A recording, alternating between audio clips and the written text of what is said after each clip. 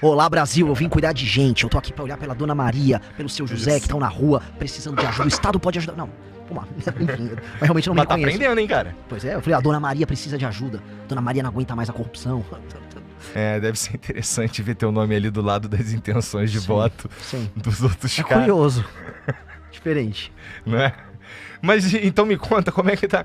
Vamos lá, agora o Renan Santos, pra começar, agora ele se apresenta, porra, de terno, bom, sei lá, de paletó e tudo mais. Então, coisas Cabelo mudaram. arrumadinho. Coisas mudaram na sua vida e na forma de tu até tentar passar a tua mensagem, né? E nesse contexto de eleição, com partido missão, com tu na posição que você tá, com outros nomes de protagonismo na política já fazendo parte também do grupo, como Kim Kataguiri, outras pessoas, cara, como é que tu tá olhando para esse ano do ponto de vista político até agora, claro, para vocês? Pô, assim, primeiro, obrigado. Novamente, uma baita oportunidade. Acabei de me ver no retorno, eu tô parecendo realmente alguém que não sou eu. Parece um tô candidato à engomadinho, presidência da República. Olá, Brasil, eu vim cuidar de gente. Eu tô aqui pra olhar pela Dona Maria, pelo seu José, que estão na rua, precisando de ajuda. O Estado pode ajudar. Não, vamos lá. Enfim, mas realmente não me reconheço. Mas tá aprendendo, hein, cara? Pois é, eu falei, a Dona Maria precisa de ajuda. Dona Maria não aguenta mais a corrupção. Fogo, né? Eu não vou fazer esse discurso. Isso daí serviria pra 120% dos políticos que lá estão. Sim, esse papo. Esse discurso da Dona Maria na ponta. A Dona Maria na ponta tá cansada. Que é um discurso típico. Olha, Igor, meu amigo, o brasileiro quer saúde, segurança, emprego, educação e transporte. Esses discursos, sempre isso, assim. Na verdade, o brasileiro quer saber do Banco Master, do jogo do Tigrinho, se a Virgínia vai continuar, vai terminar com o Vini Júnior. Infelizmente, o brasileiro não tá preocupado com nenhum daqueles assuntos principais. A real é que, quando você puxa a preocupação do brasileiro concreta com os assuntos que realmente importam na vida dele, ele nem sequer associa. Tanto que eu vim agora de uma turnê pelo Nordeste, e você vista cidades pequenas que estão tomadas, ora pelo crime organizado, ou você tem, sei lá, famílias... Por que é uma cidade pequena? Cara, de cidade de 2 a 3 a 5 mil habitantes. Porra! Eu fui numa de 3 mil habitantes, minúscula. Fui também em estados tomados pelo Comando Vermelho. Eu tô rodando o Brasil nessa história toda. E você percebe que as pessoas, pelas mais diversas razões, não têm ideia do que é prioritário para elas. E elas acabam aceitando um modelo de viver, um modelo político muito ruim. Em que o político compra o voto dela, o político entrega qualquer coisa para ela. Ela vai lá, tudo bem, ela vende o voto pro político também, torce pra melhorar um pouquinho aqui, um pouquinho ali, tenta arrumar um emprego, se não consegue, talvez pegue um benefício. É uma vida que não anda. E eu acho que um dos grandes problemas do Brasil é esse. É um país que nunca se realiza, a vida das pessoas não anda. A gente parece que tá parado enquanto o mundo tá andando. E acho que essa é a sensação de estagnação que a gente tem. Por conta da pré-campanha, até te respondendo a pergunta original, que eu acabei indo por milhares de assuntos. Então, até fazendo esse desenho aqui, como é ser pré-candidato. Tô rodando o Brasil e tô indo pra fora do Brasil também. Fui pros Estados Unidos, agora voltei pros Estados Unidos, fui pra Portugal, já fui pra Argentina nesse período, fazendo reuniões, conversando com a imprensa lá fora. Você vê, toda vez que eu vou nos Estados Unidos, eu vejo uma coisa nova. Em novembro eu tinha ido lá e vi carro dirigindo sozinho pra fazer Uber, por exemplo. Agora eu já vi os entregadores, uma caixinha lá na Flórida que vai andando pelas ruas e entregando as coisas. Você vai vendo as novidades, pro bem ou pro mal, mas você vê o mundo se desenvolvendo, o mundo andando, e a gente vê, assim, as discussões no Brasil completamente paradas. Virou o ano, começou 2026, Lula manda a agenda dele. A agenda do Lula consiste em botar em pauta 6x1, vai ter isso ou não vai, vamos trabalhar mais ou menos, é escravidão ou não é? Uma discussão do começo do século XX. E a outra é a discussão sobre Vale Gás. Vamos dar Vale Gás ou não? Vale Gás. Cara, o mundo está se encaminhando para inteligência artificial, o mundo está se encaminhando para grandes automações, o mundo vai ter grandes ganhos de produção, e a gente está falando se o Lula vai dar ou não vai dar energia elétrica de graça, ou se o Lula vai dar ou não vai dar gás de graça. Definitivamente um país em que as pessoas estão precisando receber energia elétrica e gás, que são coisas essenciais para você cozinhar em casa e sobreviver, que, vamos dizer, são discussões que a gente tinha no final do século XIX, quando a energia elétrica começa a ganhar escala e lamparinas a gás existiam. Por exemplo, a gente está numa discussão no século XIX, quer dizer que o bicho está pegando. E aí vem aquelas estatísticas mentirosas. Eu dei uma entrevista em Portugal sobre isso. Não, o Brasil está com pleno emprego, apareceu o Brasil com 5,3% de desemprego. Meu querido, O desemprego é medido pela quantidade de pessoas que vão atrás do emprego. E aí as estatísticas são baseadas nisso. Se não tem ninguém indo atrás do emprego, significa que, na prática, ou não tem emprego, ou simplesmente as pessoas estão recebendo e fazendo um bico por fora, até para não ser tributado, para sobreviver. Então faz um bico, recebe um auxílio, recebe um BPC, recebe um vale, aí recebe um gás junto. Ou seja, as pessoas estão vivendo meio amarradas no Estado e meio na informalidade, e isso é horrível.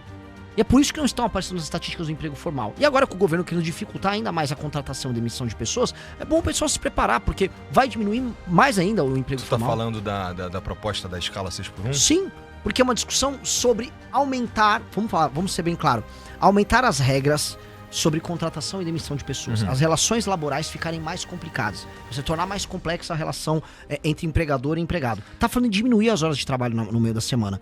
Desculpa, o Brasil é um país pobre. Ser um país pobre com baixa produtividade significa que o nosso trabalhador, ele produz menos dinheiro por minuto ou por hora trabalhada. Vamos botar assim.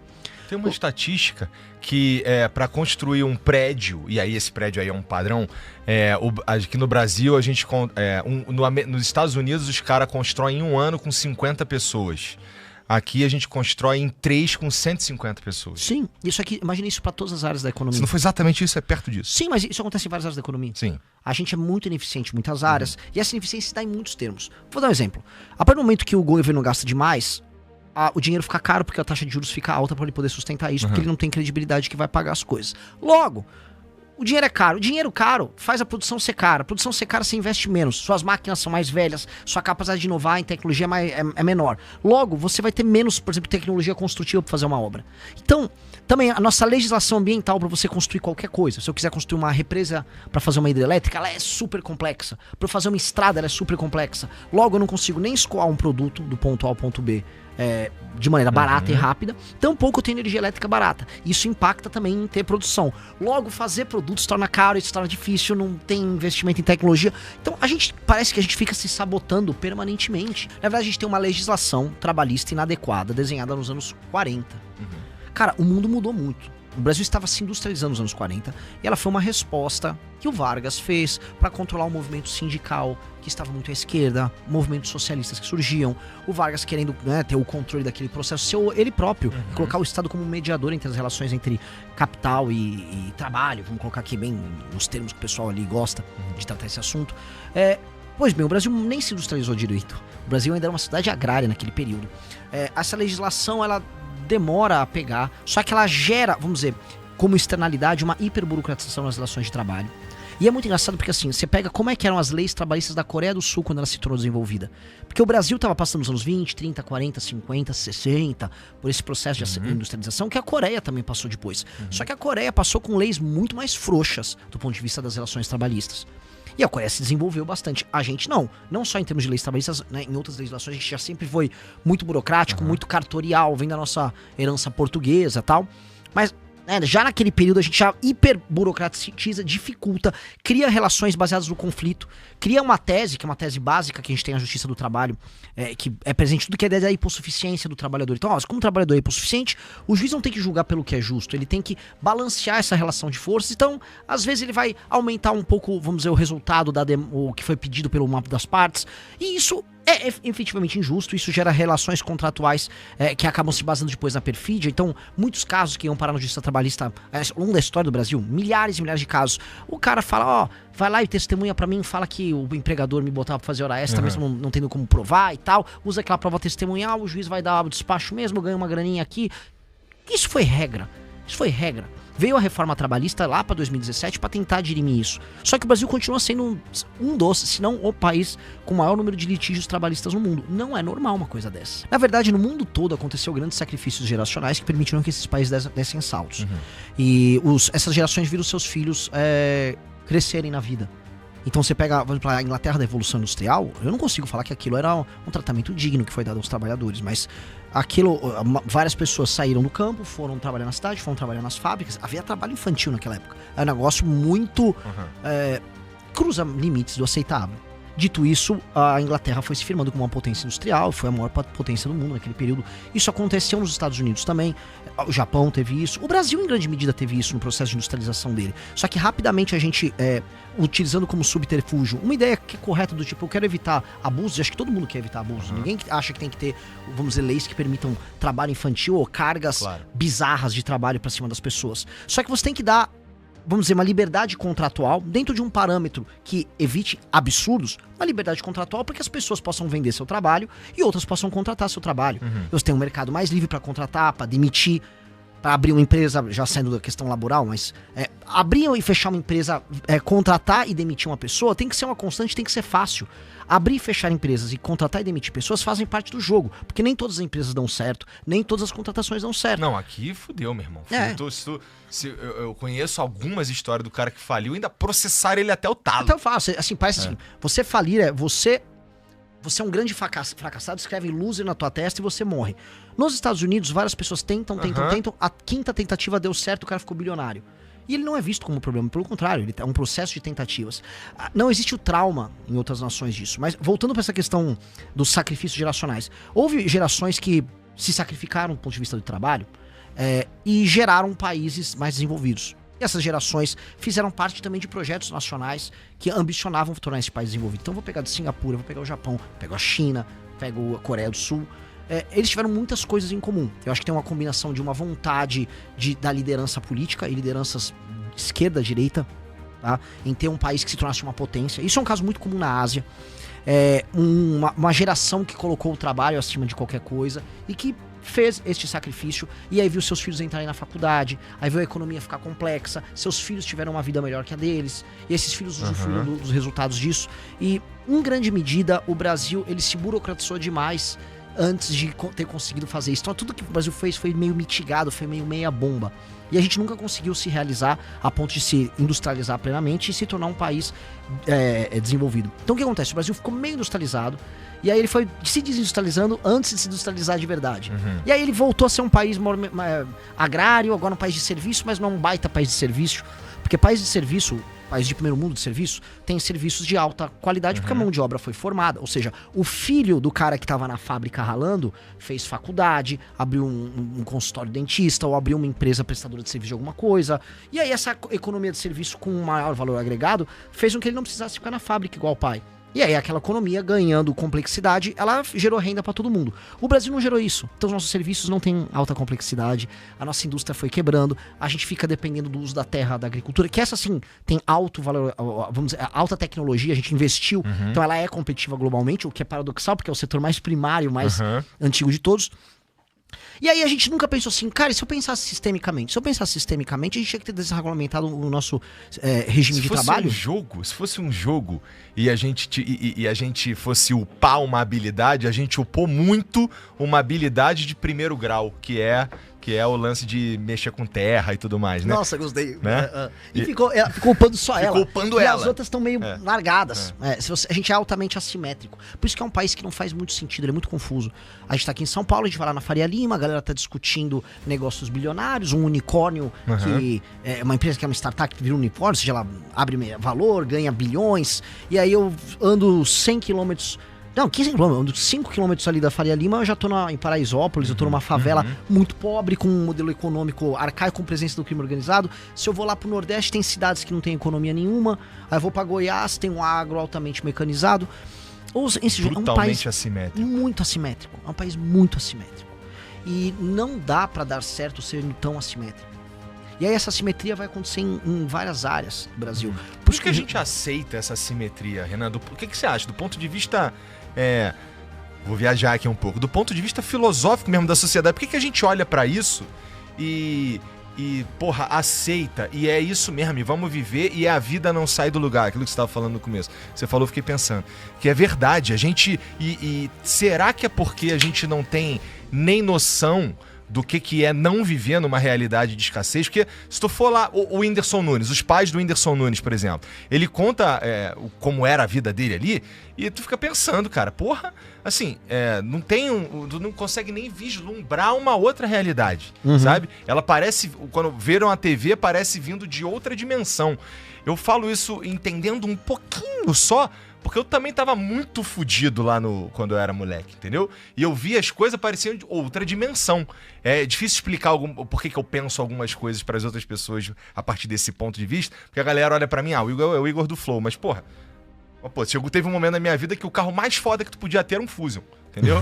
Então, sabe? Então, e aí, quando você tá nesse lugar que tu não consegue nem ver que existe um mundo que existe fora da caverna, que assim, existe outra coisa. E aí você fica meio que preso nisso e aceita essa condição. Meio que você vira presa pros caras lá, pros caras da JBS, por exemplo, Sim. né? Que é a máquina meio que funciona para esse cara ficar cada vez mais rico. Sim. Porque o cara lá, ele nem sabia. Você entende? É difícil, eu não sei se eu consigo explicar isso, mas o cara ele nem consegue, ele tá dentro da caverna. Exato, mas é isso Né? mesmo. É isso mesmo. O cara estar dentro da caverna gera uma assimetria e que uma pessoa que detém conhecimento, contatos e poder vai tirar grandes vantagens. Isso. E a vantagem que ele tira é assimétrica. Vamos pegar um exemplo, já linkando com o Banco Master. Uma coisa muito comum que tem no Brasil você tem um aposentado que tem direito a uma aposentadoria. A aposentadoria é um direito líquido e certo que ele tem. Ou seja, ele se aposentou, ele vai receber um dinheiro que vai cair numa determinada conta. Sempre, o Estado tem que garantir que essa pessoa vai receber essa aposentadoria, ponto. Logo, é um rendimento líquido e certo que ele tem. Rendimento não, mas é um recebível líquido e certo que ele tem.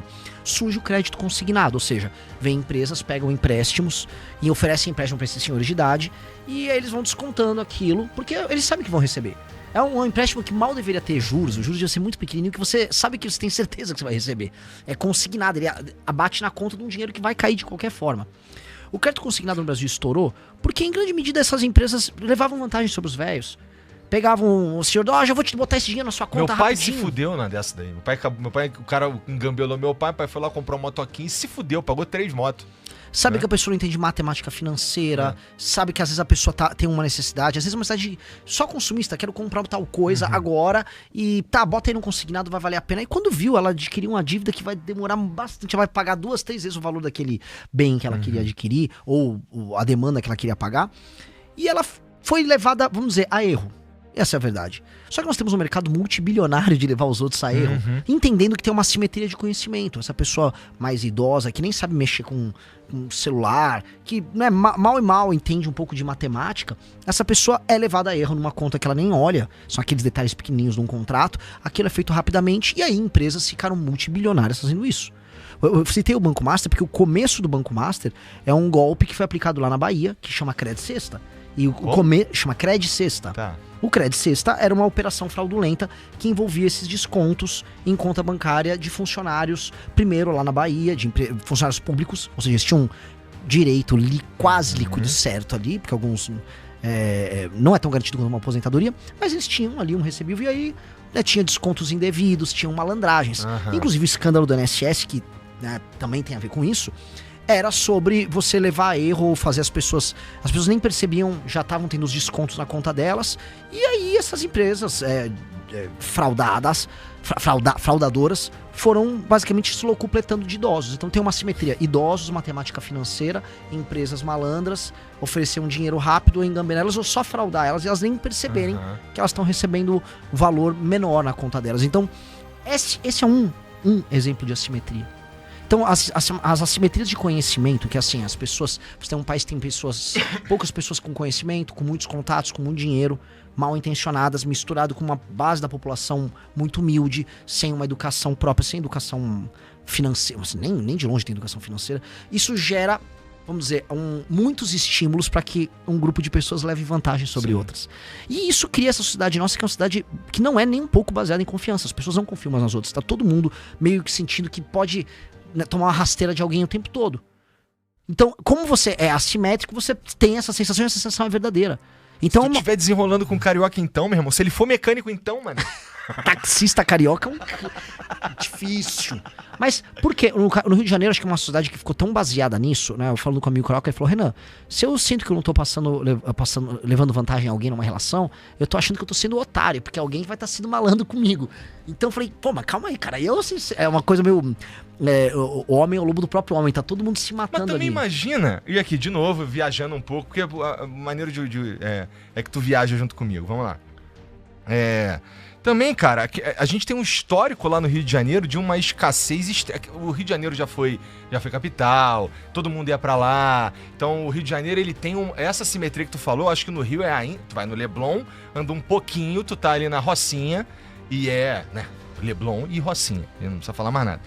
Então uma história muito longa de escassez e de gente que começa muito fodida e tem que se virar e vai se virando, aí gerações vão passando, o cara vai aprendendo que ele tem que se virar e ele vai se virando, aí até que chega o cara que, assim, ele nem precisa mais, mas o avô dele ensinou a se virar, vira uma cultura. E aí virou uma sociedade que se vira. Sim. Aí fudeu, aí, meu irmão, assim, eu tô ligado porque eu olho pras coisas em geral, assim, não que eu não seja feito de otário, né? Até porque eu já saí do Rio faz um tempo, tô não praticante.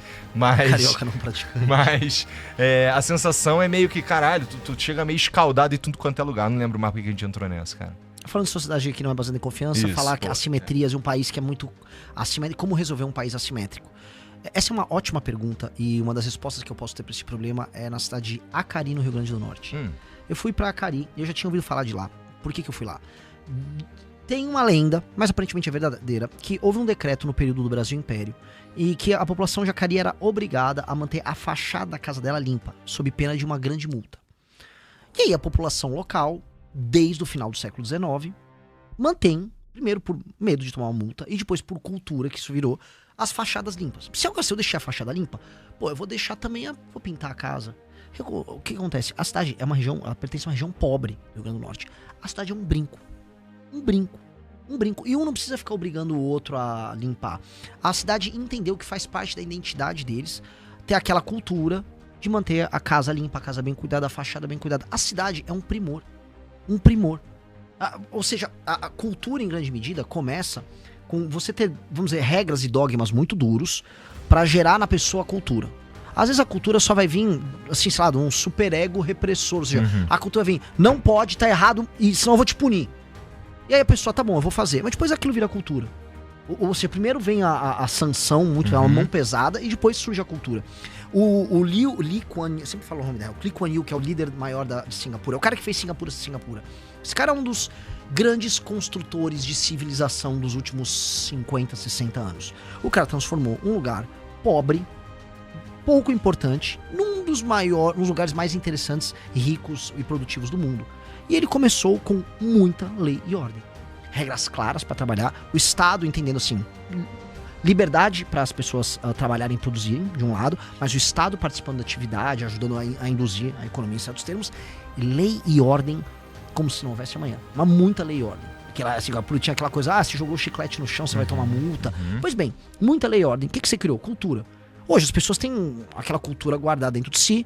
Singapura é um dos lugares mais incríveis do mundo. Todo mundo que vai pra Singapura fala que esse lugar é incrível.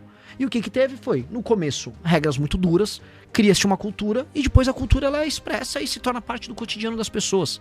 Então em algum momento a gente vai ter que romper com essa cultura que a gente tem de levar vantagem uns sobre os outros e de achar que é natural um grupo de pessoas tá sempre, vamos dizer, se completando dos demais. E eu acho que isso tem que vir através de regras muito duras. As pessoas não andavam com cinto de segurança até os anos 90 no Brasil. Você vai lembrar, você tem mais ou menos a minha idade. Até 92, por aí, ninguém andava com cinto de segurança. Passaram assim, para usar a porra do cinto de segurança. E aí começaram a multar. E as pessoas começaram a usar e hoje usam cinto de segurança até no banco de trás. Cigarro, passaram uma lei, foi uma lei federal, mas... É verdade. É proibido fumar cigarro na balada, é proibido fumar, vai multar. Cara, no começo quiseram brigar, depois ficou todo mundo com medo, e a real é que ninguém mais fuma em espaço fechado. Então, de fato, você consegue ter leis que alteram isso. E outra coisa, os ganhos que você tem em termos... Mas é que os nossos programas são tão fundamentais. São fundamentais, mas o que eu quero dizer é, você conseguiu gerar hábitos. Então, verdade. A lei gerou o hábito do cinto de segurança. A lei gerou o hábito do cigarro. A lei não pode gerar um hábito, por exemplo, de... Vamos dizer, eu quero viver numa cidade que não tem pichação. Cara, tem que ter punições muito claras pra quem picha. Você destrói a experiência urbana de qualquer um. A pessoa volta cansada pra cá. Eu fui muito a favor daquela lei cidade limpa pra acabar com o outdoor. Você fica moído mentalmente com a quantidade de informação, você tá tomando porrada de informação. Também acho que é humilhante pra um trabalhador ficar com barulho em casa na hora que ele tá dormindo. Então tem que ter muita dura contra quem tá fazendo isso. Também acho que a pichação destrói a propriedade e a experiência urbana de todos. Ou seja, uma invasão no espaço dos outros. Vamos meter lei e ordem em todos esses temas que tornam a nossa vida pior. Porque, as nossas cidades no Brasil são muito feias. Quem tá nos assistindo agora sabe, a sua cidade, ela é feia. A cidade de todo mundo é feia. Ah, não, a menos que seja Rio de Janeiro na Zona Sul. Exato, né? assim, eu tenho uma... Aí tem umas no Nordeste.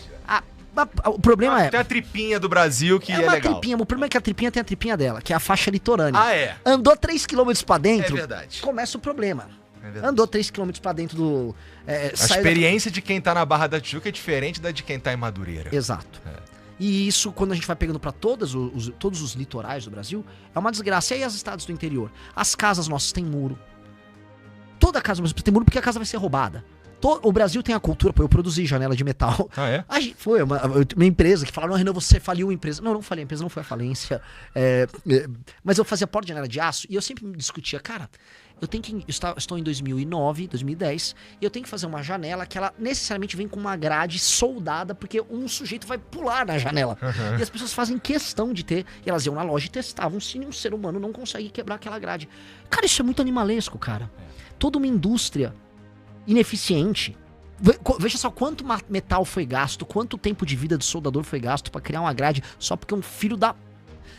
quer invadir a tua casa. Então você tem que meter uma porta de metal e o pessoal quer ver a chapa que usa e se ela vai resistir a um cara meter um chute na porta pra ele entrar. Cara, nós vivemos uma cultura de medo. Então nossas cidades são feias, nossa experiência urbana é uma desgraça. Você acha que o cara, ele tem que... Eu concordo, assim. Se a gente for parar pra pensar em todo o desperdício que a sensação de insegurança produz, é maluquice, né? Cara, você narrar o teu dia e todas as decisões que você toma inconscientemente só pra não ser roubado, você vai ver, nossa, eu sou... Isso é a cultura, não é? É a cultura gerada pelo outro lado. O outro lado te obriga a esconder seu celular quando você tá andando na rua. Você criou um hábito. Através do quê? Do medo de ser roubado. Igual a pessoa criou o hábito de não fumar dentro de um restaurante com medo de ser multado e expulso do restaurante. Há uma lei, só que não tá... Não tá no papel. O que eu ia te perguntar é... Cara, existe o cara que a gente... Beleza, tem lá a grade na janela, porque senão vai vir um arrombado e vai querer arrombar a janela, vai querer entrar. Aí a gente tá falando de leis e lei e ordem, de como a gente consegue criar cultura. A gente como sociedade entra na casa dos outros pra roubar porque a gente por causa da mentalidade de escassez ou porque a gente tem certeza que, ou pelo menos a gente tem grande chance de não ser punido? Principalmente a grande chance de não ser punido. Principalmente isso. A ideia de que o cara é um ladrão porque ele está passando fome é mentira. O Brasil, assim... Bom, um cara não entra na casa do outro porque ele tá passando fome. Ele vai no mercado, ele rouba um negócio, né? Exato. Primeira coisa. Outra coisa. O Brasil, em grande medida, especialmente em lugares urbanos, resolveu a questão da fome. Um sujeito vai um cara, quem é um ladrão? É um homem, em geral, de 15 a... O ladrão violento. 15 a 25 anos é o período do auge do cara. Até os 28. Esse cara vai cometer a maior parte dos crimes violentos dele nesse período. Que inclusive é o período muita testosterona e pouca experiência, né? Esse cara assume riscos. Esse cara, veja, especialmente em espaço urbano, esse cara não passa fome. Esse cara não passa fome. O governo hoje oferece auxílios. Esse cara não vai passar fome. Um cara que fica alegando, não, ele queria um pão, ele queria um pão e roubou 20 celulares no mês. Pra comprar um pão. Papo furado. Ele roubou o celular e depois vendeu pra uma máfia. Aqui em São Paulo vende pra máfia dos nigerianos, lá no centro. Ele vendeu porque é um bom negócio pra ele. Se o cara rouba 2 motos e rouba 5 celulares no mês, ele fez a grana dele. Tá tranquilão no mês, ganhou muito mais do que um trabalhador. E não foi pego. Então o cara faz um cálculo. Pego? E se for pego, ele vai ser solto. Na hora. Eu já conversei com polícia muitas vezes aqui. Os caras falam de gente com 35, 40 passagens. Né? Aí é difícil. Então o cara pego, solto. Então o cara já tem um cálculo. Primeiro que ele tem um bônus. Se ele é menor de idade, e tem muito criminoso, mas muito que começa já menor de idade, especialmente ladrão de celular. Esse cara é pego, solto, o cara faz, né? Não só ele faz, ele nem percebe a grana que ele tá fazendo, ele não tem muita consciência financeira. O time dele, a operação que tem ele como um soldadinho, ganha uma grana. Imagina, você bota 10 moleque na rua roubando, você rouba 50, 100 aparelhos numa semana, isso aí você vende pra uma máfia, você apura às vezes num mês de faturamento bruto 100 pau, 80 pau. distribui uma merreca pros moleques ali, o moleque, né, bota a merreca no bolso, faz uma grana, faz uma operação. O Brasil tem uma operação logística colossal de roubar celular de brasileiros e mandar pro Paraguai, mandar pra África. Isso acontece. Depois peguem assim, se roubaram o teu iPhone e você ainda teve aquele acesso, do nada o seu iPhone vai estar aparecendo em outro continente. Isso acontece muito. Então, existe toda uma operação. E aí a mão de obra do menino, o menino menor de idade, que tem impunidade total, super fácil. Aí vai pro adulto, veja, se o crime não tem tanto poder ofensivo, ele assaltou, não deu pra provar que assaltou a mão armada ou não, a operação fica meio nebulosa e já soltam.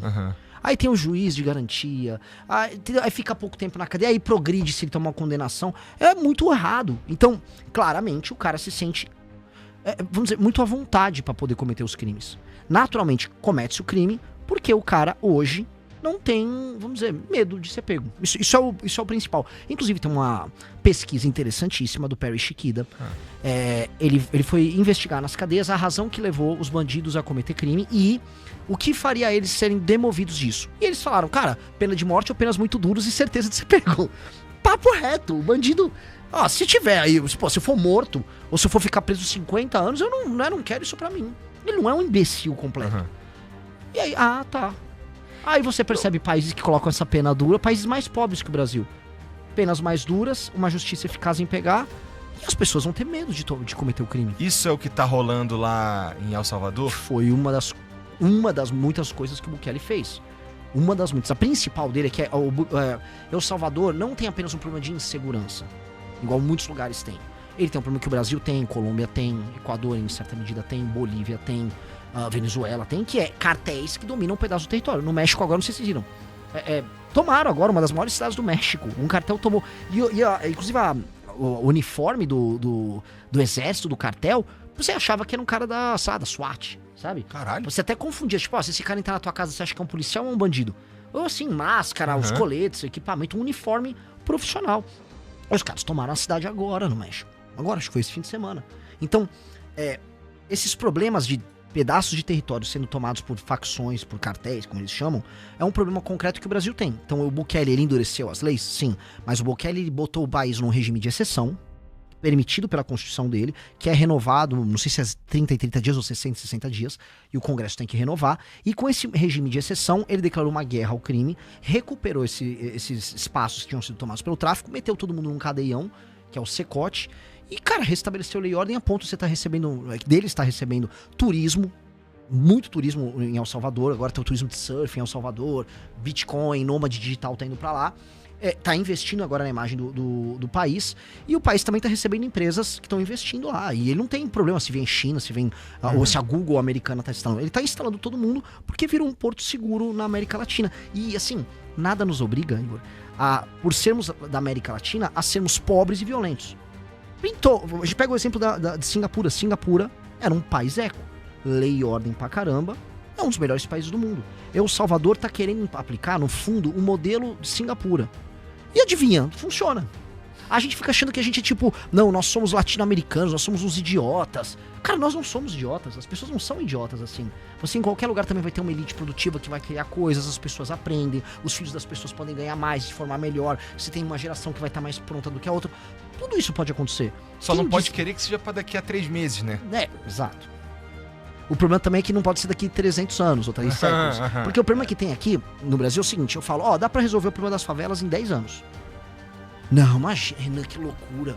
Porque, dá pra resolver em 10 anos. Não é que a gente tá falando aqui que é o maior... Cara, é só construir umas casas. A China fez muito mais habitação, nesses últimos anos.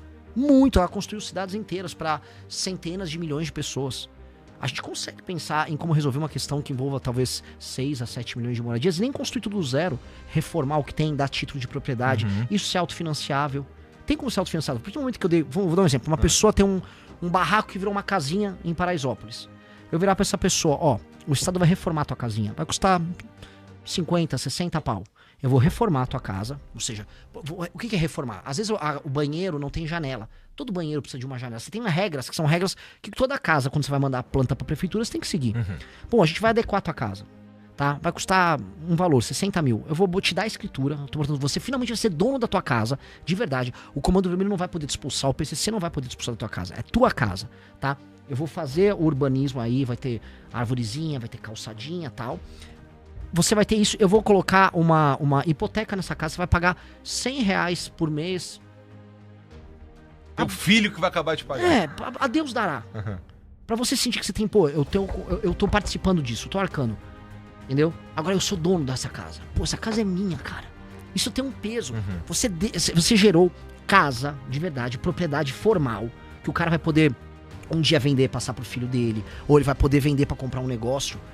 E você gerou naquilo não só dignidade na pessoa, mas você fez um entendimento geral que a pessoa passa a ser um cidadão. A pessoa passa a ser um cidadão que vai se formalizar. Tudo vai levar a pessoa à formalização das relações dela com o Estado, com as outras pessoas ao redor dela. Um cara, eventualmente, tinha uma mecânica. Aquela mecânica, pô, ela vai ser às vezes o dono daquele área que tem na favela dela, que tem a mecânica dela, que ela arruma um carro, formaliza, abre conta em banco, pode pegar uma hipoteca em cima daquela área pra investir num maquinário melhor em cima daquele terreninho que ela tinha, que montou a mecânica, aquela pequena área. Ou seja, você vai ter tanta propriedade que vai ser gerada, tantos ativos vão ser formalizados, ativos que existem, aquelas casas existem de verdade, que aquilo no mercado financeiro, né, o mercado bancário, se torna, vamos dizer, um ativo que ajuda a engrenar a própria economia. Então, formalizar, dar título de propriedade, transformar a favela em casa, dá pra fazer. É uma ficção que a gente não consegue fazer, porque também tem um outro problema, que a gente tá tão acostumado em não conseguir fazer nada, que a gente acha que fazer qualquer coisa é impossível. E não é impossível. Óbvio que não é impossível. E aí, quando a gente olha pro mundo, você vê um monte de lugar fazendo um monte de coisa incrível, deixando a gente pra trás, e a gente só olhando. O Brasil sempre ficou zoando assim, a Índia é um buraco, né? A Índia tem um problema, e sempre tem, acho que é um problema até hoje com questões, vamos dizer, como lidar com ir ao banheiro. Tá. É um problema. Não se adaptaram, as pessoas fazem fezes no chão, vão no rio. Houve uma campanha até da ONU, pessoal, privada, tal. Pois bem, o brasileiro tirava sarro na internet. O que aconteceu? Os caras estão posando coisa na lua. Tem isso, já estão indo pra lua, mas eles estão agora com cobertura de saneamento básico que superou do Brasil. Enquanto faziam piada com a Índia foi atendendo o problema, foi indo atrás de resolver o problema. Não é ciência de foguete resolver saneamento básico. É de um século aí pra trás, né? Cara, se eu for voltar, Roma tinha a cloaca máxima, que era o seu sistema de saneamento. Em Roma. E um pedaço da cloaca máxima, que era, vamos dizer, basicamente o esgoto romano, tá em funcionamento, se não me engano, até hoje. Um pedaço dela ainda é usado. Então, assim, era um tema que foi discutido em Roma alguns anos antes de Cristo, algumas décadas, séculos antes de Cristo. Não é exatamente um grande problema. Mohenjo-Daro tinha sistemas de água, tem também questão de esgoto para limpar dejetos. Assim, esse não é um grande problema. A humanidade, sabe, já tratou desse problema antes. A gente não tem que parecer... isso não tem que ser um problema tão difícil no Brasil. Mas aí, caralho, eu vou botar... Tu já viu Manilha? Coisa que fica embaixo da terra, dando voto? Essa é a principal razão que ninguém investe. Porque a pessoa também não liga, né? O habitante também não liga. O habitante fala, também. Eu nem tô vendo mesmo. Antes eu também não via. Ninguém liga. Pois é.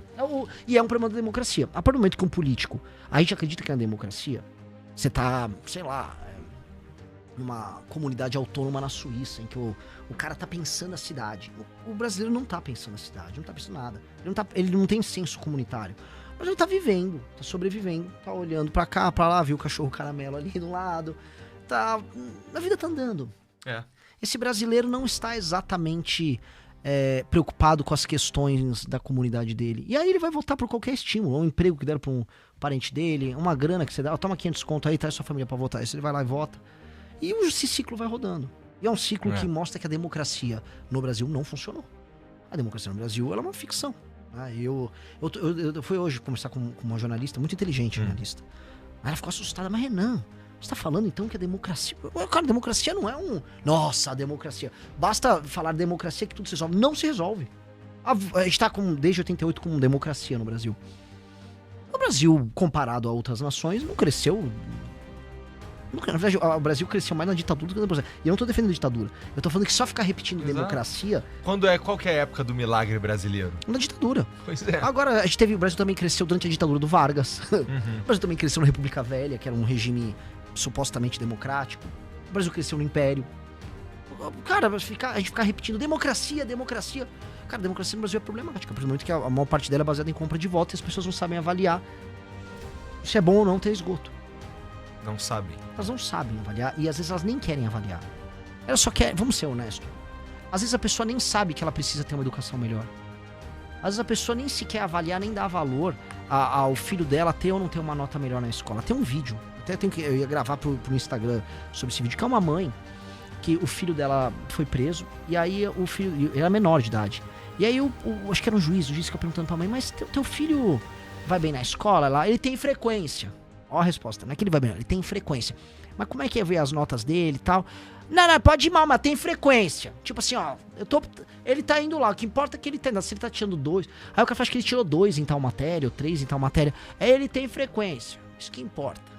Então a relação da mãe com o ensino do filho que se torna um delinquente é do tipo, eu taquei ele na escola. Pra boa parte das famílias do Brasil, infelizmente, a escola é um depósito pra colocar o filho. Por exemplo, se me pegar assim, Renan, você consegue imaginar o que você vai fazer se você tiver a fortuna do Elon Musk? Uhum. Cara, se me soltarem lá na casa do Elon Musk, com a fortuna dele, o Elon Musk na conta, eu não vou saber viver com um bilionário. Eu não vou saber quais são as coisas que ele dão valor. Fica aquelas coisas, já vi muitos podcasts tipo, não, qual relógio você vai usar, qual restaurante você vai... Eu não saberia. Eu falei, cara, eu vou comer o que eu tô comendo, eu tô acostumado com o meu padrão e talvez eu aprenda como conviver como bilionário. Aquilo não faz parte do meu rol de experiências. As pessoas mais humildes no Brasil foram tão animalizadas por tanto tempo que não está, vamos dizer, no cardápio de experiências dela, entender o papel que a escola tem, entender como, vamos dizer, a importância que um homem público tem em tornar a cidade dela melhor e como aquilo interfere positivamente na vida dela. Ela sabe, assim, naquilo que é na experiência mais imediata. Transporte, uma coisa que as pessoas reclamam muito, e ir no posto de saúde ou ir no hospital e ser bem atendido. Como isso está numa experiência imediata da pessoa, e obviamente tem um recurso, um dinheiro. Isso faz parte dessa experiência imediata, ela consegue lidar com isso. Mas para além da experiência imediata, do tipo, estou com dor, preciso num hospital, preciso me transportar do ponto A ao ponto B, essa pessoa nem é permitida ela imaginar algo diferente. Isso é muito ruim. Isso é muito ruim. Por isso que a educação é muito complicado, vamos dizer, a relação dos pais com as escolas. Os pais não cobram melhores desempenhos das escolas. Porque os pais não sabem avaliar. Os pais não sabem avaliar se o filho está tendo um ensino bom ou ruim. O que a maior parte dos pais avaliam é se está tendo merenda. Uhum. Porque, eu coloquei meu filho, ele tá lá, eu preciso saber se ele comeu. Se ele teve um ensino bom ou ruim. É difícil. E imagina uma mãe. A boa parte das mães, especialmente as mais pobres, são mães solteiras. Ela tendo que trabalhar para sustentar a vida dessa criança, especialmente num lugar urbano, vai lá, mora na periferia, vai trabalhar, largou o filho no creche, ou o filho tá indo pra escola, ela tá torcendo pra ter merenda, ela chegou em casa cansada, vai ter que conversar, vai ter que lidar com eles ali, e não vai ter condição de ficar avaliando como é que ele tá indo em tal matéria, ou sentar com ele pra acompanhar. Eu dou o exemplo da minha mãe, eu vim numa família de classe média, eu morava na Moca, aquelas casas geminadas, nem rico nem pobre, era classe média. Parte de uma família de classe média, eu tive nos anos 80, pro começo dos anos 90, cara, o privilégio de ter minha mãe do lado, sabe, me cobrando, aprende a ler rápido, escrever rápido, e me incentivava, me ajudava. Isso, olhando pro Brasil de hoje, me deu uma baita de uma vantagem. Eu não era de família rica, eu só tive o privilégio de ter minha mãe me ajudando ali, e minha mãe me ajudou, e isso me fez ser um bom aluno, me fez ter prazer por estudar, dar valor à educação e entender como isso me ajudaria. Muitas mães fizeram isso e muitas famílias ao redor do Brasil. Essa mãe mais pobre, ela nem condição material de fazer isso, ela tem, porque ela tem que sustentar o moleque. Quanto mais avaliar a escola, quanto mais está do lado para ajudar o moleque bem. Isso dá uma assimetria entre esse moleque e um moleque de uma família de classe média mais alta, mas gigantesca. Tem muitas mentes maravilhosas que são perdidas porque não tiveram esse acompanhamento próximo. Isso é horrível. Isso é uma das coisas mais terríveis que tem. Um dos maiores desperdícios que a nossa sociedade produz é esse aí, de capital humano. Sim. Né? Vamos falar de Banco Master, Renan. Me ajuda aqui.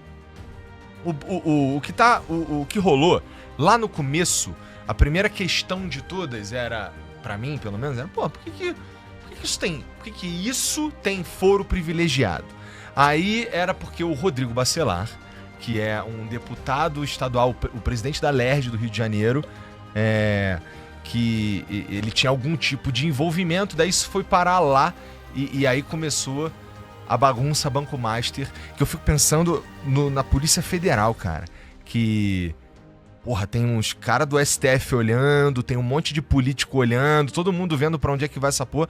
Como é que a Polícia Federal faz pra continuar fazendo um trabalho de investigação sério nessa parada e não ser atrapalhada pelo grande poder que a gente sabe que tá interessado em fazer isso sumir. Até porque, assim, só de ter envolvido o nome de ministros do Supremo Tribunal Federal, a gente vê o tamanho desse escândalo, né? Então, Renan, primeiro, me ajuda aqui a entender um pouco melhor esse caso, me dizendo o que tu acha que é mais catastrófico, o que mais te chama atenção nesse caso do Banco Master? Até porque a gente sabe, tem coisa saindo hoje, tem coisa saindo o tempo inteiro, né? Mais catastrófico é o fato de, nesse instante, o Daniel Vorcaro, que é o responsável por tudo isso, está solto.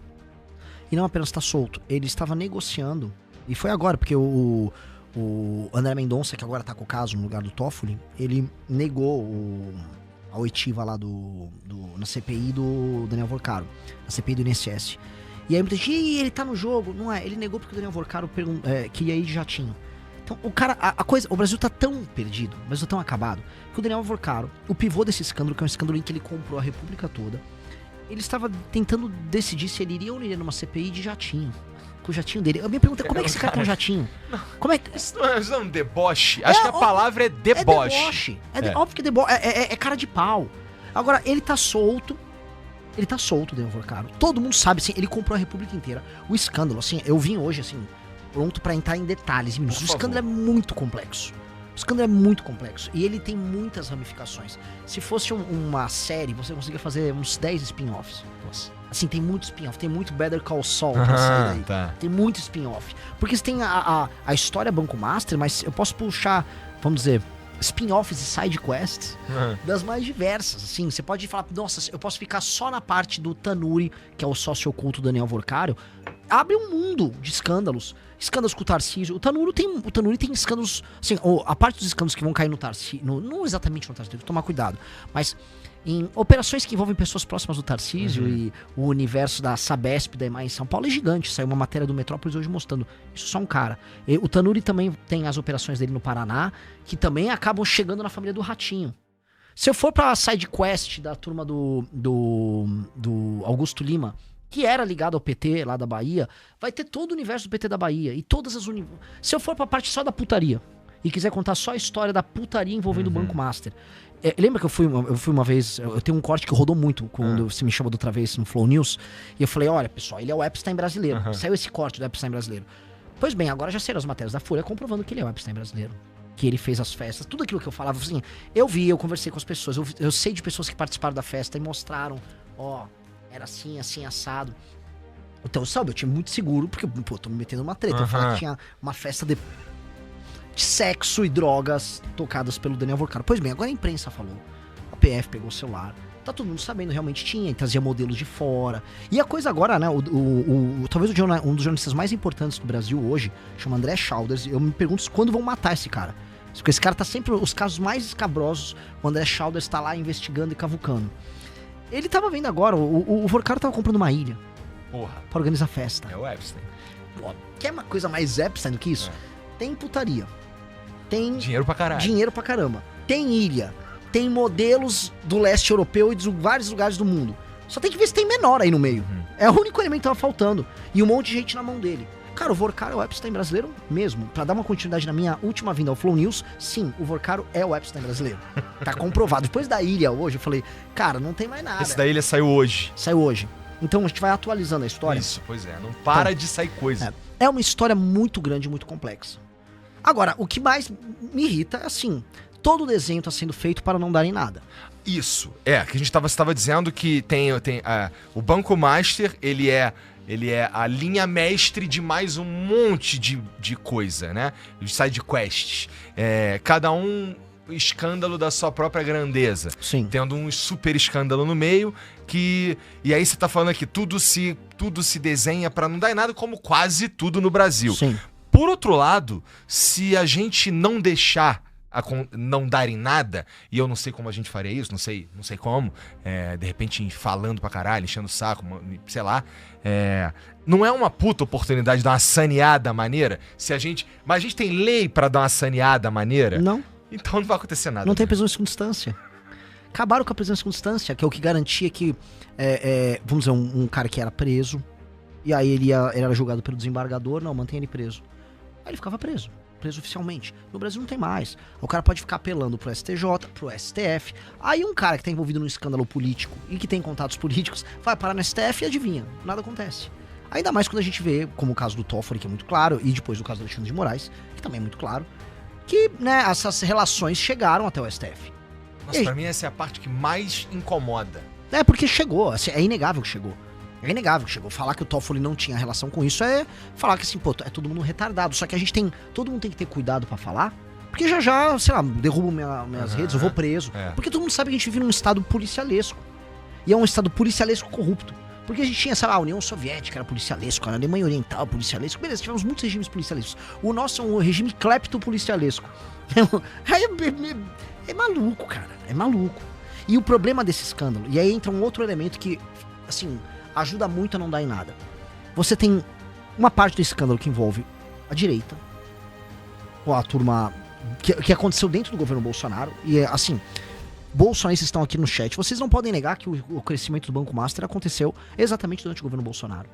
E eu posso mostrar algumas decisões que aconteceram dentro do governo Bolsonaro que mostram isso. Que acabam beneficiando? Muito, muito. Eu vou dar um exemplo aqui que pouca gente tá falando. Tem um jornalista que chama Timóteo, da Rádio Brado. Ele tá levantando essa lebre e é fato dado. Lembra quando o Bolsonaro, em 2022, ele, pra ganhar a eleição, ele vem com, vamos dizer, a Caixa dá crédito consignado até em cima do auxílio emergencial? Tipo, a gente já falou de crédito consignado. Foi dado uma operação de crédito consignado em cima do auxílio emergencial que as pessoas tinham pra, né, encher de dinheiro. As pessoas pegavam esse crédito, tacavam dinheiro na economia e rodavam. Esse decreto, todo mundo só falou em cima do auxílio emergencial. O cara que tocou isso, que é o João Roma, né, que é um cara do PL, da Bahia, esse cara que foi o responsável pelo decreto. Esse decreto não afetava só isso, ele permitia que em bancos e empresas que faziam essas operações de consignado fizessem outras operações com outros produtos, produtos financeiros. Um dos mais beneficiados com isso foi o Credit Sexta. E o Credit Sexta foi o produto que deu origem ao Banco Master. O escândalo do Banco Master começa com o escândalo do Credit Sexta, tocado por um sujeito que chamava Augusto Lima, que trabalhava na Bahia, no governo, não sei se foi do Jacques Wagner ou do Rui Costa, mas um dos governos do PT da Bahia, e ele sai da Bahia com esse produto do Credit Sexta, e aí ele vai parar com a turma do Banco Master. Tanto que ele depois está associado ao Banco Master, quando o Banco Master já viu que ia dar, né, o que deu, lá pro meio do ano passado, acho que julho, ele cria, tem um outro banco, é o Banco Pleno, e autorizam que ele faça uma cisão do Banco Master com esse Banco Pleno, com ele levando ativos desse Banco Master com esse Banco Pleno, claramente tentando salvar uma parte que importava do Banco Master, e durante 7 meses ele ficou lá, vamos dizer, com esse banco, talvez tentando vender ativos desesperadamente, e aí agora o Banco Pleno foi liquidado. Não é que deixaram isso acontecer, isso agora no governo Lula, mas o que permitiu esse grande salto envolvendo o Credit Sexta foi decisões que foram tomadas no governo Bolsonaro também. João Roma, tem que dar o nome aos bois. E o João Roma saiu, quando ele saiu do governo que ele foi concorrer pra governador da Bahia, ficou um cara lá da Bahia que era ligado à turma do Credit Sexta, no governo Bolsonaro. Entendi. Agora, se for pro governo do Lula, ou se for pro PT como um todo, o escândalo do Banco Master, o primeiro produto financeiro malandro que ajudou a inflar os balanços do Banco Master era o programa Credit Sexta da Bahia, que surge na Bahia, no governo do PT, surge enquanto malandragem, tinha muitas fraudes, igual o escândalo do INSS, tinha muita fraude, e eles operaram isso e inflaram os ativos do Banco Master para o Banco Master depois emitir aqueles CDBs, que eles pagavam acima do mercado. Ou seja, o escândalo você vai pegar, ele é ecumênico. Ele vai, ó, tem a parte conservadora? Tem a parte comunista? Tem centrão? Tem rico? Tem pobre? Tem gente do Nordeste? Tem do Sul? Tem todo mundo. Então, como ele pega todo mundo, por isso que eu falo, tem muita sidequest. Se a gente ficar só na parte do PT aqui, é bizarro. O PT, assim, o maior estado do PT historicamente é São Paulo. O segundo é a Bahia. O PT da Bahia, ele está muito envolvido e o PT pode ser destruído na Bahia, porque basicamente o escândalo começa lá. E é escandaloso, e é por causa desse produto Credit Sexta. O Lula tem muito medo de avançar demais as investigações do Master para não pegar a turma do Rui Costa, do Jacques Wagner e do PT da Bahia. O PT, ele pode ser ferido de morte nesse escândalo. Mesmo, assim, sem susto. E parte da direita, porque muitas coisas acontecem durante o governo Bolsonaro e outras coisas acontecem já durante o governo Tarcísio, que é o envolvimento do Nelson Tanuri, que é o sócio oculto do Banco Master, do Vorcaro. E o Nelson Tanuri, ele numa privatização que houve aqui em São Paulo, ele, através de um fundo que ele montou, chamado da Fênix, ele compra a EMAI. Ele compra ou ele teria comprado? Não, formalmente ele comprou a EMAI. Tá bom. Ele emitiu debêntures e colocou garantias. As garantias que ele usou foram as garantias da Ambipar, que era uma empresa quebrada que estava em recuperação judicial. Curiosamente, o cara que estava na Ambipar é um cara que estava numa outra empresa, agora não me veio um nome, não sei se é Horizonte. É uma outra empresa que comprou a Sabesp, que também foi privatizada logo depois da EMAI.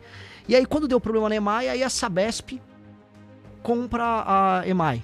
Pra resolver o problema do Tanuri do golpe. Que no fundo, esse Tanuri deu um golpe na EMAI. Tanto que ele emite debêntures, ele emite dívida, e ele corre pra comprar com o dinheiro da EMAI, que é uma empresa que não tem nada a ver com produtos financeiros, ele sai comprando títulos do Let's Bank, que era um banco do Banco Master. E o Tanuri é sócio oculto do Banco Master. Então, claramente o Tanuri tava dando golpes. E aí você pega outro espécie de sócio oculto do Vorcaro, que não é um sócio exatamente, mas é um parceiro de negócio do Vorcaro, que é o cunhado dele, que é o Fabiano Zettel, que doou dinheiro pra campanha do Tarcísio. Porque, sabe, tem coisas muito mal explicadas envolvendo isso no governo de São Paulo. Eu também posso parar no governo do Paraná, porque essa operação desse Tanuri também aconteceu no Paraná.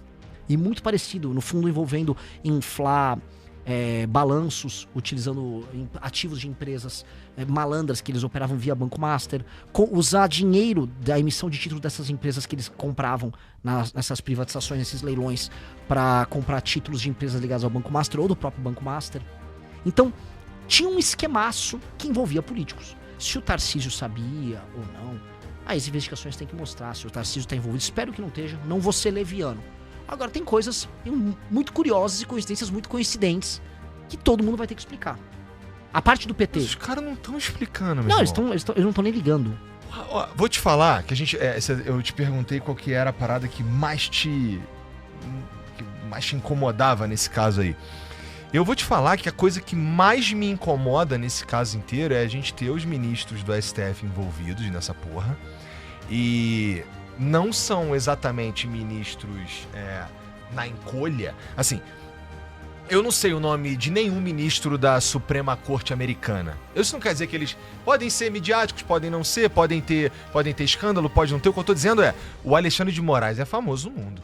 Sim. Né? O cara tirou foto pro The New Yorker, Sim. posando, não sei o quê. Né?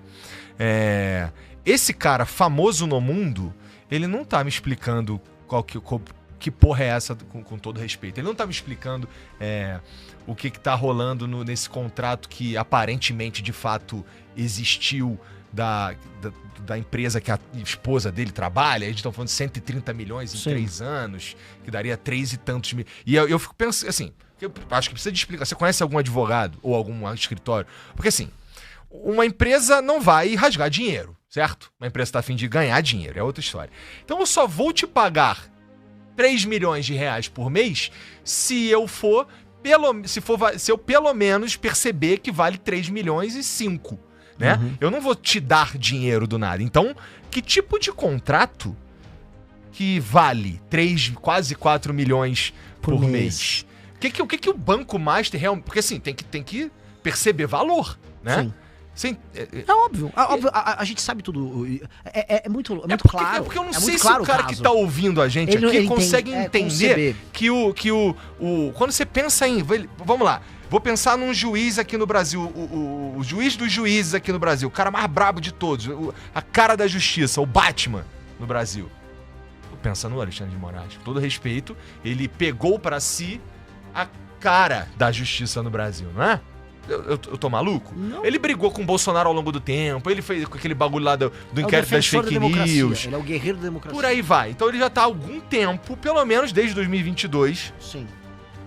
com ele é essa cara. Então, assim, não é exatamente o amigo que tá na dele, julgando, né, sendo técnico. Pode ser que seja, mas ele não tá fazendo só isso.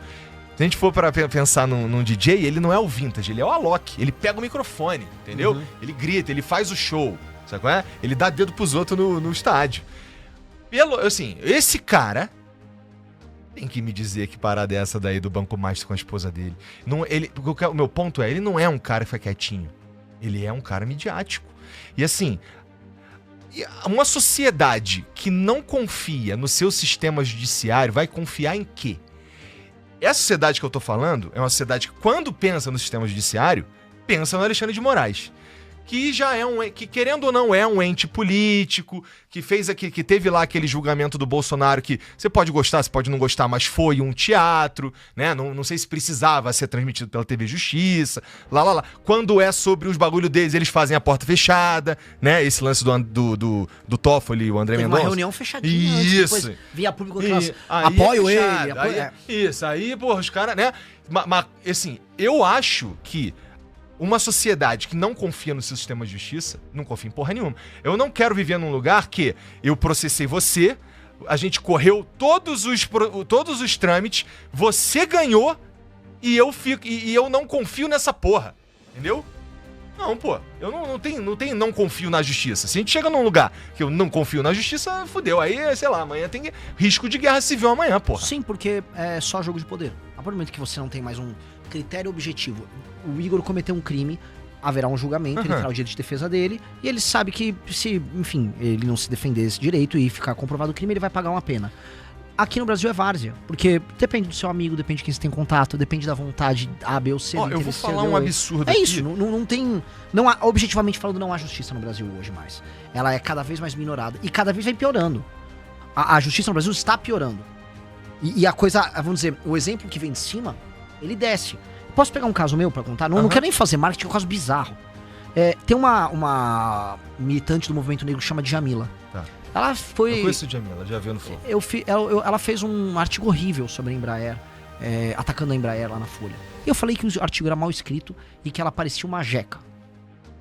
Me processou, indignada, processou. Eu ganhei em primeira instância. Foi parar numa desembargadora, na segunda instância, que considera que essa associação com jeca é muito perigoso. Porque o Monteiro Lobato criou o Jeca Tatu. E o Monteiro Lobato era racista. Porra! E me condenou. Puta salto lógico, né? Assim... Aqui no Brasil, tu consegue... Com a lei que a gente tem, a gente chega a qualquer conclusão. Qualquer conclusão. Agora, uma desembargadora se sentiu livre a fazer isso.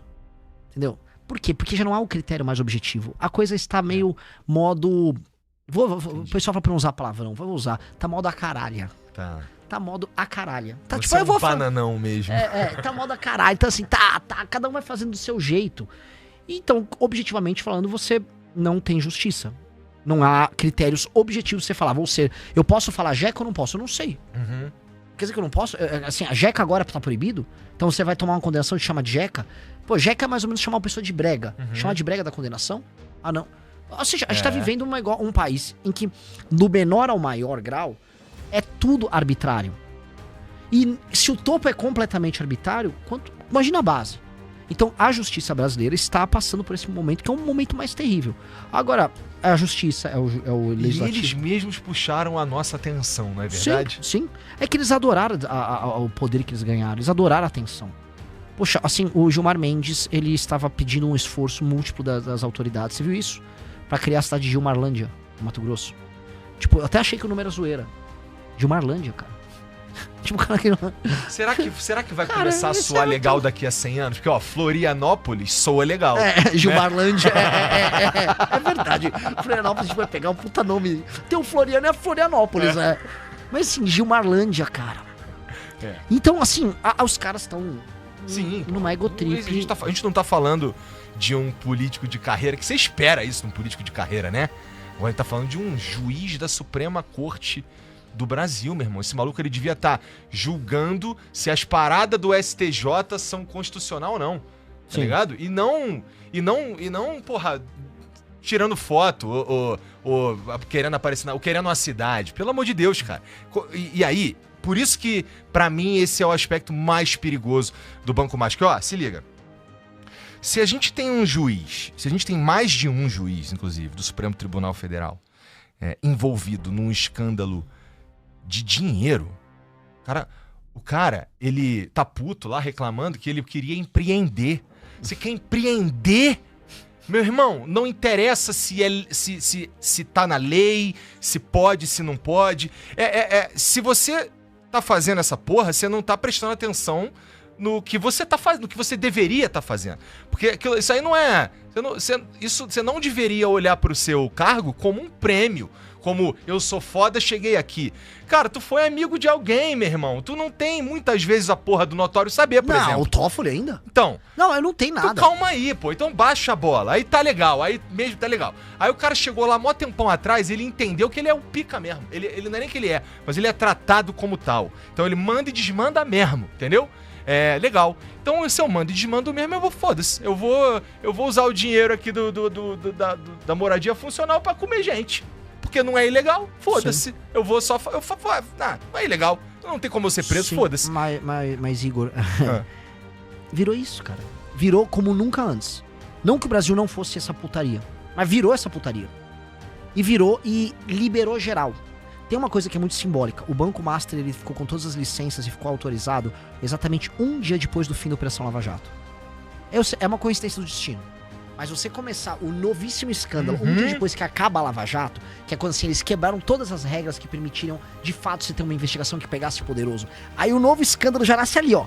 É 24 horas. É muito simbólico disso. Porque eu acho que uma coisa que tá clara é... Todos esses caras tiveram esquemas, grandes esquemas. Se não todos, quase todos. Eu tô falando de judiciário, poder executivo e tal. Agora rolou um liberou geral. De 2019, 20, após a Lava Jato, rolou... Gente... Vamos só fazer o que a gente quer, dane-se, não vai acontecer nada. Um grande pacto nacional. É um pacto nacional. E todo mundo roubou como se não houvesse amanhã. E eu acho que a natureza do pacto é o seguinte. Vocês do Congresso estão enchendo o saco? Vamos fazer o seguinte, ó. Pega o orçamento secreto e rouba aí. Rouba aí o teu orçamento secreto com o teu prefeito. Porque tem um escândalo, que é o orçamento secreto. Cara, o Brasil vai gastar no orçamento desse ano de 60 a 65 bilhões em emenda. 65 bilhões em emenda, cara. Sabe qual que eu acho que é um outro problema, Renan? Falar 60 bilhões pro cara que tá vendendo pão lá, ele não faz ideia do que seja. De que porra é essa. Ele Meu irmão, faz 60 ideia. bilhões, a gente não consegue encher essa casa de dinheiro nota. Pix impresso, lembra? Então, dá pra encher impresso. tudo em nota de 100, não dá pra encher essa casa aqui, que é uma casa de 3 andares mais o subsolo. Sim, não dá pra encher. Não dá, 65 bilhões. É assim, bilhão o de orçamento, tirando São Paulo capital, os 65 bilhões é maior do que o orçamento de um ano inteiro de uma cidade no Brasil. Lembra os 50 milhões que o cara encontrou na mala de um cara, não sei o quê? Cara, a gente tá falando de um volume de dinheiro... É até difícil 130, de comparar. 130 vezes, eu acho isso. Pois é. 130, não O que mais. tu faz com 50 milhões? Agora imagina muito mais... 1.300 vezes. Entendeu? É disso que a gente tá falando. É muito dinheiro, cara. Muito dinheiro. É muito... E as pessoas não conseguem entender. E isso é a parte que o Legislativo... Então o Legislativo pôde roubar de um jeito... Foi permitido que escritórios de advocacia ligados a familiares de juízes e ministros do STF e do STJ pudessem ter, vamos dizer, casos que rodassem nessas cortes, o que é absurdo. Porra! E tem que falar que é absurdo, maluco? Mas assim, tem que ser cuidadoso porque você fala isso. Não, tá tentando contra a democracia. Por quê? É real, eu vou te falar. A defesa que a esquerda fez do Alexandre de Moraes foi... Olha, o Alexandre de Moraes ele foi muito atacado porque ele defendeu a democracia. Então não vamos falar do contrato ali da esposa dele nesse caso, porque no fundo está ajudando as pessoas a destruírem a democracia. E calma aí. Eu juro pra você, o sistema de defesa pró Alexandre de Moraes tocado pela esquerda foi esse. Foi isso. Isso rolou agora. Foi assim, a esquerda mobilizou a galera em redes sociais pra falar: isso não é nada, vão ajudar o Bolsonaro.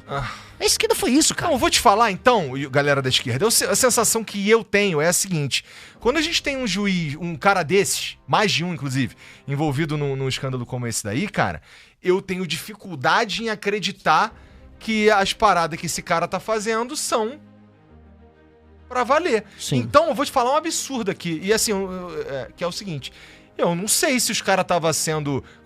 Como é que foi mesmo pra valer, se aquele julgamento do Bolsonaro foi um julgamento honesto pra valer. Por quê? Porque se o maluco tá envolvido em um troço de dinheiro, cara, você é ministro da Suprema Corte do Brasil. O que é mais que você quer? É dinheiro. Então se você é esse cara que tá envolvido com um escândalo de dinheiro, eu não confio em nada que você faz. Confio em mais nada que você faz. Igor, que bom que você tá falando isso nesses termos com a indignação que tem que ter, cara. Porque as pessoas estão dormindo pra isso. Soa normal. Eu não tô defendendo o Bolsonaro. Não, eu sei que você não tá defendendo o Bolsonaro. Eu sei que você... Não, eu sei que são... É que, literalmente, as pessoas no Brasil estão cagando e andando pra isso. Eu não sei como. Eu também não, mas eu acho que... Quer dizer, eu até sei. As pessoas não só se cansaram, mas as pessoas se partidarizaram. Tem um vídeo... Assim, isso pode deixar as pessoas muito putas. Tem um vídeo que saiu agora da Tabata, saiu umas 2, 3 semanas atrás. A Tabata resolveu falar do Banco Master. Aí ela só pegou todos os aspectos do Banco Master que envolviam a direita. Então, olha só, essa igreja que recebeu dinheiro, sim, a Lagoinha. Lagoinha que o Nicolas andava na Lagoinha. Beleza, Lagoinha. Flávio Bolsonaro se batizou na Lagoinha. Ela não falou nada que envolvia o PT ou o STF. E aí o Alexandre de Moraes está no casamento dela. Logo após o marido dela receber um despacho que veio do STF, muito útil para brecar uma investigação que o MP estava tocando de um escândalo de corrupção na prefeitura dele em Recife. Então, você olha e falou, pô, pera, entendi, ela faz só um recorte malandro. Aí eu vou pegar a direita e só fica falando da parte que cabe ao PT. Ou do STF. Cara, pegou todo mundo o escândalo. O escândalo pegou todo mundo. O escândalo é pra varrer todo mundo. E o que acontece? O eleitor só escolhe um lado da história. E o eleitor, porque antigamente quando tinha Lava Jato, todo mundo ficava feliz em ver cair na casa do Flamengo. Cair geral, vamos cair geral, vamos derrubar político. Agora sim, calma aí. Não, esse político não. Esse não. Não, esse juiz não, esse ministro não. Então as pessoas se partidarizaram de tal modo que as pessoas ficaram cínicas. O brasileiro tá cínico. Então o brasileiro tá assim, se o meu político tá no Banco Master, eu espero que ele tenha ido pra Suruba e tenha se divertido. Essa é a real. Se o que eu gosto, eu espero que ele tenha pego logo uma gata russa lá e mandado ver. É isso que o cara pensa. Aí o outro tem que ir pra cadeia. A real tem que todos pra cadeia, inclusive os ministros envolvidos. Então é cadeia. Como é que o PT vai explicar que o Lewandowski, que hoje é ministro da Justiça, pensa uma coisa, o ministro da Justiça é o cara que controla a PF. O Lewandowski tinha ele próprio um contrato de 250 mil mês com o Banco Master de consultoria. O ministro da Justiça que controla a PF que investiga o caso. Mas isso não é ilegal, mas não pode ter, meu irmão. Não pode! Caralho, maluco, olha só, se tu, olha só, vê se é muito difícil de entender, vamos lá. Tu é o ministro do Supremo Tribunal Federal. Aí, antes de ser ministro do Supremo Tribunal Federal, eu já tinha uma empresa de advocacia lá, já tinha. Aí fui muito brabo e sei lá, vão acreditar, notório saber, não sei o quê, passou na sabatina muito complexa e virou o ministro do Supremo Tribunal Federal. Você tem que vender a sua empresa. Você tem que vender a sua empresa. E assim, não do ponto de vista legal, do cargo, meu irmão, do que você é, do que tu tá representando, da posição que você tá. Você tem que... Eu, cidadão, tenho que acreditar que você é ilibado. Data máxima vênia, entendeu? Porque o que acontece? Tem um ditado antigaço que não basta parecer honesto, não basta ser honesto. A mulher de César não basta ser honesta, ela tem que parecer honesto. Mas lógico. Como é que tu parece honesto? Não é tendo uma empresa, ou sendo ligado a alguma empresa de advocacia, sendo o ministro da Suprema Corte do bagulho, meu irmão. Porque não é óbvio que tu vai... Você é um ser humano. A tua mulher vai ficar puta contigo se tu não interpretar essa lei aqui do jeito que ela quer, porra. Assim, supostamente, né? Eu fico pensando que lá na minha casa quem manda é minha mulher, entendeu? Então se eu fosse o cara lá do Supremo Tribunal Federal e minha mulher tivesse uma empresa de advocacia ela ia saber todos os botões que ela aperta pra eu decidir pra ela, porra. Não é... Como é que tu vai deixar isso rolar? Porque assim, tu pode até fazer sem querer, tá ligado? Se tu for um cara muito justo, até sem querer tu pode vacilar. Se tu se envolve se tu deixa esse tipo de coisa possível, entendeu? Então assim, eu sei que é querer muito que as pessoas sejam honestas. Eu sei que é. Mas e querer muito que elas façam o que era pra ser feito mesmo? Tipo, um juiz ser juiz. Mas, Igor... É complicado. É demais? Igor, por isso que dá pra cravar que quando as pessoas falam assim, o Brasil acabou.